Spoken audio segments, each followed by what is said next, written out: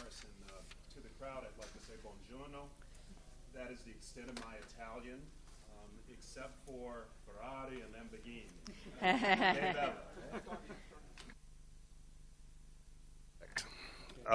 The governor of the state asked me to come on as the emergency manager. And this is really a study in federal law and state law, because while I was appointed by the governor under state law, I was then authorized to use the federal law to restructure the balance sheet of the city of Detroit. Now, Detroit is a city of 700,000 people. The general fund, which runs the city's budget, is about $1 billion, but it carried on its balance sheet $18 billion in short and long-term debt. So the ratio was $1 billion to $18 billion of debt, non-sustainable. Some of that debt for municipal debt fairly high, somewhere in the neighborhood of, say, 4 to 6% or more. So we had to design a process and a plan by which we were going to address this long-term debt obligation, because between the demographics, the city lost 225,000 people between the year 2000 and the year 2010, 25,000 people a year. The city went from $1.3 billion in revenue to just above $1 billion in that same period of time. And the city is a large footprint city. It is 139 square miles. It is the size of Boston, Manhattan, and San Francisco put together. So it's a very large square print city. So we divided the project into three stages. The first stage was the assessment and entry stage. We had to report out what we saw, what the level of debt was, a true representation of the balance sheet and the status of the city. The second stage was going to be plan design, which was either a plan outside of bankruptcy or in bankruptcy, and implementation.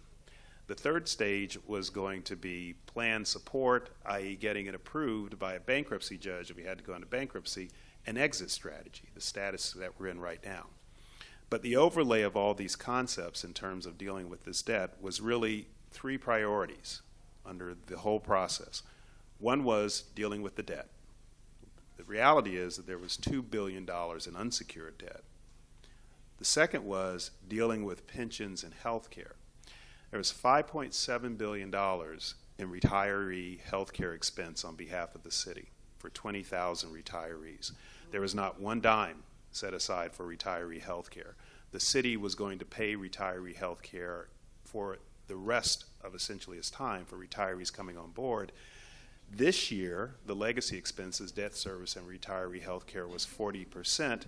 By the year 2017, the legacy debt service would be 73%. That is $730 million out of $1 billion budget would be dedicated to legacy expenses alone, not for services, not for investment, not for repair, just backward-looking obligations as opposed to forward-looking strategic planning. And the third component of what we had to do was city services. Some of you may have heard, Detroit can be a tough town. We have relatively high rates of murder that are coming down now. We have rates of crime. In fact, the year that I took my appointment, the day that I took my appointment, March 14th, 2013, was the week that the prior mayor was being sentenced to 28 years in prison for corruption and graft.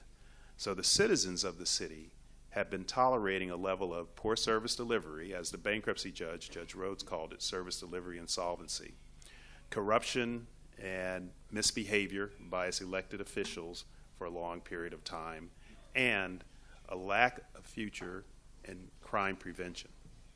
So we entered at that point, and we decided what were our goals. And our goals were to craft together a settlement that would allow us to go forward in the plan. And in bankruptcy, unlike private sector reorganizations under Chapter 11, in Chapter 9 is called a plan of adjustment because you're literally going to adjust debts. Chapter 11, you're going to reorganize a company. It's a reorganization. So our plan of adjustment baked into it certain obligations. One was the Detroit Institute of Art is considered one of the finest institutes of art in the nation, if not in the world, is one of the top 5. We have 4 Diego Riveras, we have 7 Renoirs, we have a Bergère, we have a Monet self-portrait, we have a lot of stuff. In fact, we have Rodin's Thinker sitting out on the front porch. In front, I often think I should get a pickup truck and take it, but we're going to leave it there for now. but it's a wonderful museum. The problem is the museum has a value which has been estimated anywhere from $1 billion to upwards of $5 billion or more. And many of the creditors, as Judge Morris just mentioned, you cannot force a municipality in Chapter 9 to sell any assets. But many of the creditors were making the argument that any plan we propose would be unfair if we weren't providing some value for those assets. So we had to think of a way of how to address the value proposition for the Art Institute. And that came down to a series of foundations with the help of Chief Judge Rhodes, who's a district court judge in Detroit, and some of the foundations coming together and putting together about $1 billion in foundation donations. Foundations like the Ford Foundation, Kellogg of Battle Creek, Rice Krispies, our cereal company, Kresge Foundation, Dayton Weber, Greater Southeast Michigan Foundation, and others pulled together $866 million to dedicate to true up our pension funds with the one caveat that you could not sell any of the art. We also went to the state and said if they would match the dedication of the foundation, and the governor, who I work for, said we will. And it was a component called the state settlement. Because the big difference here than some other municipalities is under state law, there was a state constitutional provision in 1963, Michigan State Constitution, which held under Article 9, Section 24 of the state constitution that vested pension benefits could not be impaired, was the statement.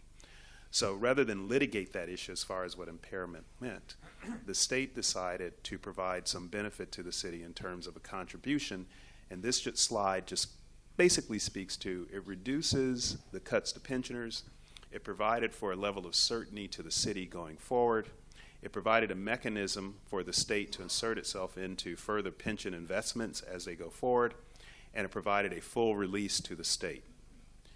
Without the state settlement, what would it have meant? Not just for the city of Detroit, but the pension obligations of the city and the state, as well as perhaps a precedent for the nation would have been set that these unfunded pension liabilities, and they comprised about $3.5 billion of that $18 billion in debt. These unfunded pension liabilities would become due, and the state would have an obligation to pay them in terms of cash, which, as you can imagine, if it's $3.5 billion for one municipality, what could it have been for the other municipalities in a state that's 10 million people large? So we had to resolve that. We also, as a component of that resolution, put in some post-governance strictures, which is what Judge Morris was talking about. Going forward, the pension obligations and the retirement systems in terms of their investments will have certain limitations on what they can do in terms of their long-term finance, their capital improvement, and their obligations, and they'll now have to have an investment committee, an independent investment committee, to deal with the pension funds for both the general retirement system, that's our civil service workers, and the police and fire retirement systems, which deal with our uniform workers, police, fire, our emergency technicians. The plan also provides an ability for us to improve at core, because there are three things we need to do. We need to resolve the debt, we need to deal with pensions and health care obligations, but we also have to push out services to the citizens in a state and in a city, rather, that hasn't had the level of services that it should. This allows us, principally on public safety functions, to focus on those. And let's just take a look at what the legacy costs to the general fund revenue were before we got there. And the legacy costs in this slide are in the dark blue. As you see, in the out years, by the year 2023, we would have been at 73%, a situation that was essentially unsustainable. If you look at it in the United States context, the United States GDP is approximately $16 trillion. Imagine if United States legacy expenses were somewhere in the neighborhood of about $11 trillion of that GDP. That's what the slides represent. You could not run the enterprise. But if you look in the dark blue line, after our restructuring, the light blue line, that is the legacy cost as you're going down, and you see it's going to be quite a dramatic change. And the way we're going to do that is we're going to fund two voluntary employment benefit associations, which are called VEBAs. In other words, we will take retiree health care and put it into, ring-fence it away from the city, and put it into funds run by the retiree trust themselves to deal with health care obligation in the future years, as opposed to being current expenses to the city's balance sheet and its cash flow. These are just illustrative examples of what the obligations would have looked like to pension funding without the restructuring. Here again, the dark blue line being in the out years for someone on the GRS, General Retirement System, the middle line being a steady state, and the light blue line being what it would be as a safety net by which we would go no lower. How did we get here? It's just numbers. It's all calculation.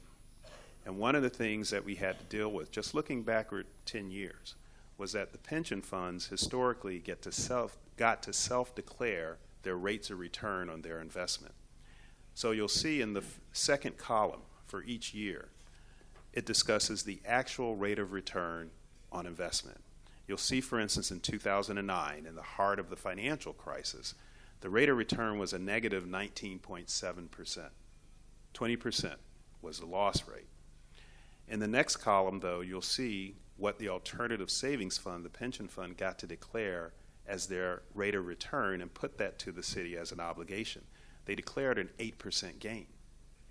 So in 1 year, the spread in pensions was 28% between what they actually lost to what they actually declared the city owed. And going over these 10 years, the rate was roughly double what the actual rate was, and thus the reason for the disparity in costs was that the pensioners, imagine if you had a savings plan at a bank, and every year you got to go to your bank and say, this is what I think my interest rate would be. You got to self-declare what your rate of return would be, and the bank would pay it. You generally try to declare a pretty good rate of return on an average, right? Is there anybody who would not declare a pretty good rate of return? Okay, I just want to make sure we're on the same page. So generally you would do that. Well, that's essentially what this is like. Second, another illustrative example for the police and fire retirement system of what a steady state pension number would be in the light blue in the middle, an increase on the outgoing years, and a safety net in the light blue on the bottom. Now, there's also a cost to all of this. And the cost was that the employees had to take a pay cut. It was a 10% pay cut imposed back in 2009, and it will not get restored until the year 2019. It takes 10 years to get back to par because that's the cost. So while the cuts were significant, you'll see that starting next year, they actually get a 5% raise, 0% in the following year, 2.5, 2.5, 2.5, but that basically gets them back or just above par where they were in 2009. So the lesson here is if you do not deal with a crisis on an emergent or urgent basis, and you have to deal with it at some time in the past, the people who are going to be hit by it are the people who you want to work for you, oftentimes modest city workers who earn quite modest salaries. Our average pension on the general retirement side is $19,400 US. On the police and fire side, it's about $33,000, but our police and fire have opted out of federal Social Security, Medicare, and Medicaid, so that's all of their retirement. So because the city for 60 years had not dealt with its long-term problems, and it has to deal with them now, it also has to try to balance its books on the backs of its workers and its retirees. Here we show the real driver, though, in all of this was retiree health care. The city had an obligation of about $6 billion of that $18 billion that was related just to retiree health care in out years. And you'll see that number was approximately $15 million a month in terms of retiree health. This isn't for active employee health. This isn't for new employee health. These are people, 20,000, who've already retired, who the city has to pay out of current dollars. So the city structure, the largest single component of its debt, $6 million, essentially taking money from the taxpayer. The city is a conduit to retiree health care, and it was going to be unsustainable. So starting last year, we drove that price down a little bit to $147 million from $182, and you'll see now that number next year will be 41, but in the out years will be $22 million or so. The reason being, here again, we're establishing a voluntary mechanism to provide retiree health that the city will pay in a note, but it will not pay it with an escalator or with inflation. The city's obligation will be constant, and the beneficiaries of that retiree health care fund will be obligated to manage their own affairs in a reasonable way. Our OPEB liability just basically is explained here as the transition from the existing system to the new system, but the upshot is the retirees now have control of their own destiny, If they engage in prudent fiscal management and strategic planning, it will go well. If they engage in mischief, there will unfortunately be consequences of their own making.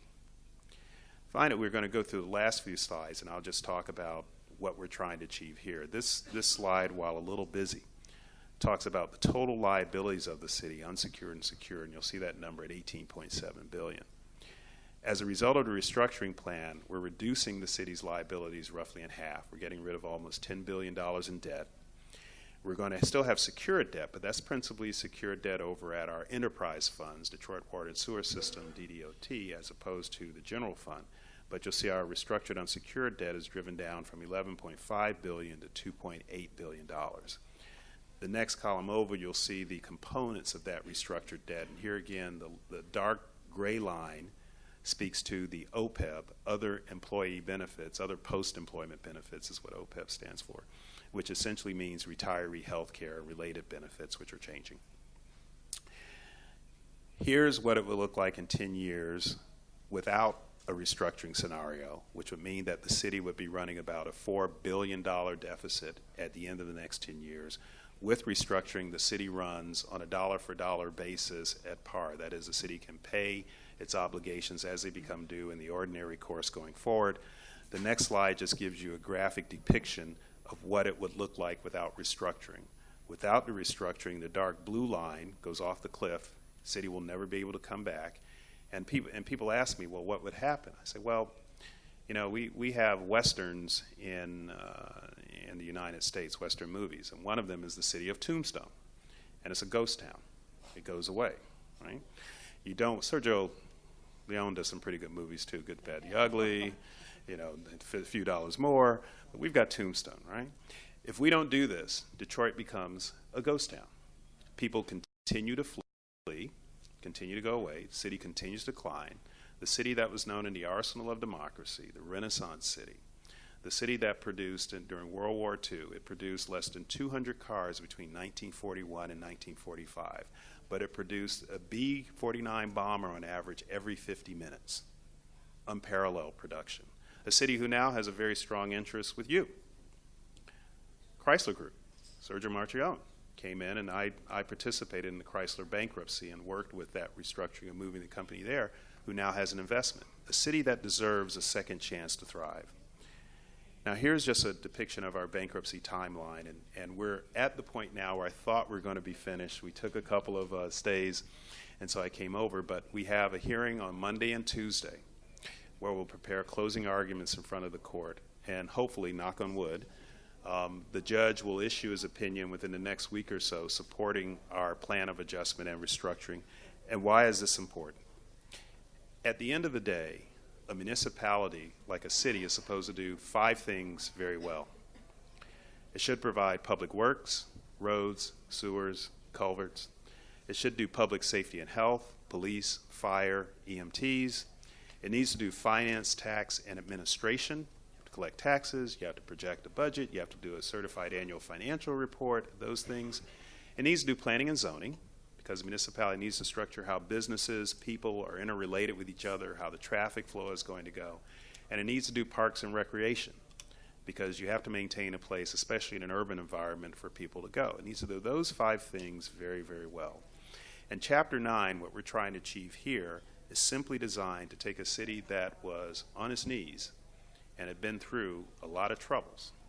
For instance, our police response time last year was on average 45 to 58 minutes.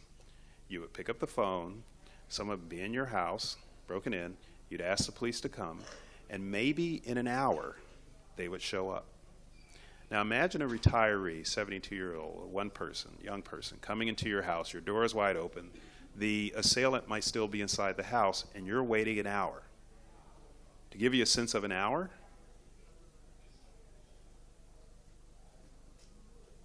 that's 10 seconds. Imagine what an hour feels like. Imagine a city where 60% of our fire calls were for abandoned buildings or blighted structures. Arsonists would come into the city. 20% of our housing stock, 68,000 to 72,000 units, were blighted and abandoned out of 320,000 housing stock. 40% of our lights were off. We came into the city. So these, when I say adequate services for the city of Detroit, this is 60 years of neglect that we're finally getting to. And I'm happy to say that at this point, our police response times are down to 11 to 20 minutes, approaching a national average. Our fire response times are down to 15 to 18 minutes just in the past year. We're removing blighted structures at a rate so fast that we're spending roughly $2.5 million a week in bringing down blighted structures, or $10 million a month. We have used all of the clean fill in the state of Michigan to fill in the structures that we blighted down because we've been moving so fast and making these reforms. And this is just in the past year. My point being, in one of my prior lives, I worked at the Federal Deposit Insurance Corporation, and from there I went to the Resolution Trust Corporation, the Savings and Loan Corporation in the 90s. Any of you heard of the RTC? Back in the deals, there was savings and loan. Well, we used to have savings and loans in America, and they did the same thing back in the late 80s and the 90s. Similar patterns, whether it was railroads back in the turn of the century. There's always an expansion, there's always a bubble, there's overinvestment, and then there's the inevitable crash. .com, telecom, Y2K. In my lifetime, I've been through 8 recessions. You had the recession of the savings and loan back in the 80s. That went over to real estate in 92. You have Freddie Mac, Fannie Mae in the United States. You had the run-up to .com, telecom, Y2K. You had the mutual fund crisis of 2001, 2002. You had real estate, 2003. You had Fannie Mae, Freddie Mac. You had Bear Stearns, Washington Mutual, Lehman. You know, does it sound familiar? The ebb and flow of economic cycles average every 7 to 10 years, right? And there's always a greater fool out there than me. Greater fool theory is willing to buy something higher that I'm trying to get rid of, right? So you will have the evolution and the flow of investments. Those of us that are lucky enough to catch the falling knife on the way down make a lot of money. The people on the bottom of the falling knife get stabbed. Okay, that's the nature of mankind. It's happened through all times. It always will. What we're trying to do is put the city in a position to not have to service a heavy debt load and legacy costs so it can survive the next economic cycle, because that's going to come. That's just the nature. But the apocryphal lesson here is really threefold that I would take out of this restructuring to everybody. Number one, the ostrich theory of dealing with problems, putting your head in the sand and hoping they'll go by, doesn't work out for the ostrich because the hyena is going to eat it. Right? Sooner or later it's going to catch up. So everybody thinking that a problem of magnitude is going to go by is not going to happen. Number two, frankly, as Professor Tullio said, and as Judge Morris said, you do need an interlocutor. You do need a boogeyman. You do need somebody who's going to undertake a very unpopular, not very political task. In this case, it happens to be some poor schmo named me, the governor appointed.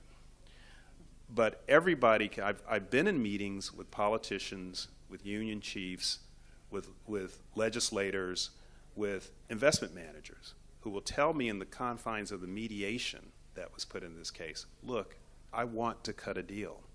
I've got a board of directors, a union membership, a constituency, a trustee board, whatever. I've got to criticize you to get out of here, but here's the deal I'm willing to make. And I say, fine, that's my job. I have the job of a sin eater. Okay? I will eat the sins of the prior generations and take the responsibility. Because they can then go out and say, this is awful, the emergency manager law is an abomination, it's a deprivation of American due process, he forced me to cut a deal, re-elect me. And that's what the process is about. So the second lesson is you do need an interlocutor to deal with these, someone who's going to be an honest broker who just wants to do the job and get out of town. The third thing, hopefully alive, the third thing you want to do, the third thing I think you want to do is someone also has to provide an adequate and honest representation of the status of the enterprise. It doesn't matter whether it's private, it doesn't matter whether it's public, but someone has to come forth and say, this is the true state of affairs, the good, the bad, and the ugly of it, and this is what we'll state with. And I'm happy to say that throughout this process, we provided a report on June 14th, 2013, which was called a Proposal for Creditors, which to this day, no one has took issue with, or no one has contested the fact that we were dealing with $18.7 billion of short and long-term debt for a municipal fund that had $1 billion. The good news story here is great investment opportunities in the city. The city has 4 major infrastructure projects underway within the next 2 to 3 years. The state, a sovereign nation of Canada, thinks Detroit is such an important trade conduit to it that it's building itself a $3 billion bridge at no expense to the city to come across. There's an obligation to build a second project, which is going to be the welcoming center. So you have intermodal trade, traffic, trucking, logistics planning, shopping, retail, all that coming in on the southern footprint of the city. Under construction right now is an M1 light rail project. Will go up the spine of the city, up to New Center, and come back. That is thriving, the 9 square miles of the central business district downtown. And finally, the Ilitch family, which does hockey. Some of you may, if you like hockey, may have heard the Detroit Red Wings, are building themselves a $600 million stadium and 5 new neighborhoods in the center of the city in Newtown. So those 4 major infrastructure projects, in addition to indigenous development that is occurring. Dan Gilbert, one of our resident billionaires of Quicken Loan, owns 62 billions on the south side of 325 in the city, and the Ilitch family will own in excess of 25 billions on the north side of the city. They are our David Rockefeller or our John Jacob Astor, for the benefit of Detroit, our new patrons. So the access to capital is low, the barriers to entry and the value proposition that exists because you're buying in low is very good, but it's going to take time to get there. What I am hopeful for is that within the next 2 weeks, there will be a good story coming out of Detroit, that we manage to transit through this reconstruction and redevelopment, have a successful outcome, and give the city an opportunity to have a true renaissance to live and breathe again. If that does not happen, you can find me on a desert island in the Pacific as the greatest flameout that ever existed, because I'll disappear from mankind. But I thank you for listening to my comments, and I hope that you'll be hearing a very successful story about the restructuring of the city of Detroit. Thank you.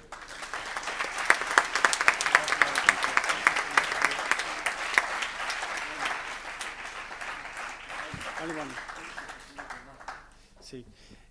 Se c'è qualcuno che vuole fare una domanda a Kevyn Orr o a Cecilia Morris. Yes, Io intanto, sì, arrivo subito. Io intanto volevo dire a Kevyn Orr, chiedevo un piacere a titolo personale, ma spero anche di rappresentare un po' il sentiment degli italiani, visto che ci auguriamo tutti che fra 2 settimane il tuo lavoro sarà finito. Noi abbiamo bisogno di qualcuno che venga a fare il lavoro sporco in Italia, quindi se ti candideremo volentieri.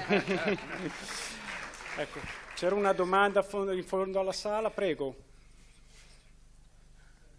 Sì. Magari se viene qua così la traducono anche. Poi intanto anticipo solo un cambio di programma, grazie anche alla cortesia dei presidenti dei tribunali presenti. Chiamerò poi i rappresentanti delle banche e dell'ABI sul tavolo, così anticipiamo la loro relazione e poi credo che avremo motivi, diciamo, di dialogo e di discussione nella tavola rotonda che seguirà con i presidenti dei tribunali presenti. Prego. 2 domande. La prima, la separazione delle pension and healthcare obligation nel VIBA Trust. Cosa è stato messo come denaro, come fondo nel VIBA Trust? Erano i soldi delle fondazioni private o cos'altro?